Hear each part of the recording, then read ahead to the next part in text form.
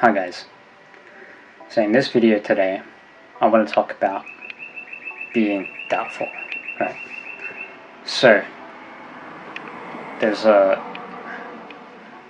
is more scripted than my previous videos because I was basically just jotting down the ideas that I had in my head, so I'll probably just read it out and it might sound like that I'm reading from a script, but yeah, sometimes I have to write down my thoughts for it to be concise, right?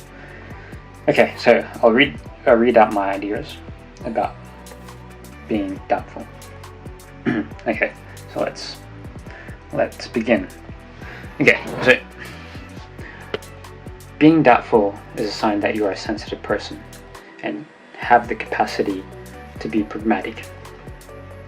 A little amount of self-doubt is normal, just like being a bit introverted is normal, but it is a spectrum. Most people have doubts in certain areas in their life, but others are at one end of the extreme where they doubt themselves too much. Being doubtful means that you are not too overly confident in your abilities, which to some extent is a good thing. The reason why we strive to improve is because we doubt our current abilities, and therefore we need to improve ourselves in order for us to stop doubting ourselves. But that's the thing, when we move up in competence, there will be more things to be doubtful of as we venture in new areas. When we are born, we are never doubtful. Doubt and fear was placed upon us from outside forces. And there's nothing we can do about it because that is the world that we live in. Uncertainty and danger. But does that mean we should deprive ourselves of striving to be the better versions of ourselves because of doubt and fear? The definition of courage is not having no fear. The definition of courage is acting and doing despite having fear. Elon Musk stated that he has a lot of fear in him, but his drive and ambition is what overrides that fear within him to accomplish things. Introverts are introverts because they are usually more sensitive to the reactions of others around them, putting themselves in a state of paralysis because their minds are overanalyzing what other people are saying and doing. Now, once they control their overactiveness of the voice inside of them, introversion can actually be a good thing because of their overanalyzing brain. They can adjust their behavior accordingly and perfect their behavior with the slight nuances. But this only happens if the introvert gets past their self-doubt and uses introversion to their advantage. A lot of successful people in the world never lose their self-doubt and fear. They just learn to live with it, adapt to it, control it, and use it to their advantage. Now, to talk about myself and how I dealt with self-doubt. There was a couple of times that I felt I failed in life. When I was a kid, my English wasn't that great because at home we didn't speak any English and we spoke Tagalog, which is the Filipino language. When we were still young, when me and my siblings started school, we had to go to speech pathology classes to help us get up to speed with English. And my math skills were not that great, and to this day I still struggle with mental maths, right? Even though I'm an engineer, I still struggle with mental maths. How can that be? I was always behind in primary school, and that was probably because of me being a late bloomer. As I got older, I learned to drown out the voices that always told me that you are not good enough, because those outside voices was beginning to make me self-doubt my own abilities. Doubt is usually planted within us from without. Also, I'm a very awkward person, if you get to know me in person. And the awkwardness towards other people, in fact, gets me awkward responses from other people, which in turn increases my tendencies to self-doubt my own abilities to communicate. There are other things that were happening in my personal life that I won't go into detail, which also caused self-doubt to bloom. So now the question is, how did I deal with this self-doubt?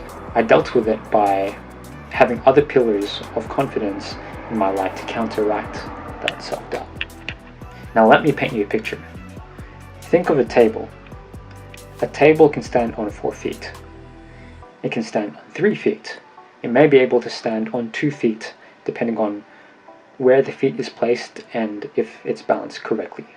And it may balance on one leg if you get the table's center of gravity just on top of the one leg.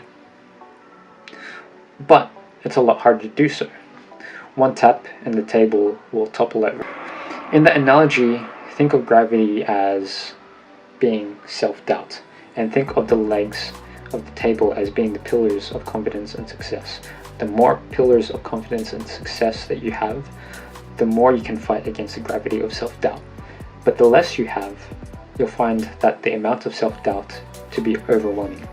Now you say that I'm not good at anything and there is nothing that I have been successful in. Which the reasons why you say that is probably not because you have not achieved anything, but because that thing that you have achieved didn't receive any recognition, and therefore you think to yourself that you are a failure and that you can't do anything right. That is why self-doubt comes from the outside first, because your achievements were not recognized, and then you start to doubt yourself. That is why it is important to distance yourself from negative people. Because no matter what level of competence you achieve, they will always look at you as a failure at something, and in turn you start to doubt yourself. Now, going back to the pillars of confidence. These pillars are not easy to build, especially if they are large ones. So what is easier, 4 large pillars or hundreds of pillars that are the size of toothpicks? The toothpicks, of course. What I mean by that is that you should start small if you are in a situation where you are doubting yourself too much. Because you may not be able to build that large pillar in time. But that doesn't go to say that you shouldn't focus on the large pillars as well. Just like when investing, you should have long and short-term investments to help balance out your portfolio. And having the small pillars will also help reinforce larger pillars, because success is usually transferable. And once you are successful in a couple of things, there's a good chance that you can become successful in more things. So now in closing on my spiel of self-doubt. If you are doubting yourself, that is okay. Everyone has self-doubt. Now the choice you have is on what you are going to do about it.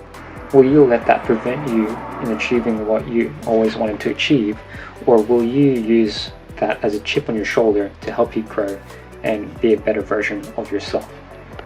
Thank you for listening, and if you like this video, don't forget to leave a thumbs up. And if you're struggling with some self-doubt, if you don't mind sharing, please leave a comment down below. If you like the content that I am producing, please feel free to subscribe. And if you have any suggestions of topics you feel that you need answered, please leave comments down below. Thanks for watching, and I'll see you in the next video.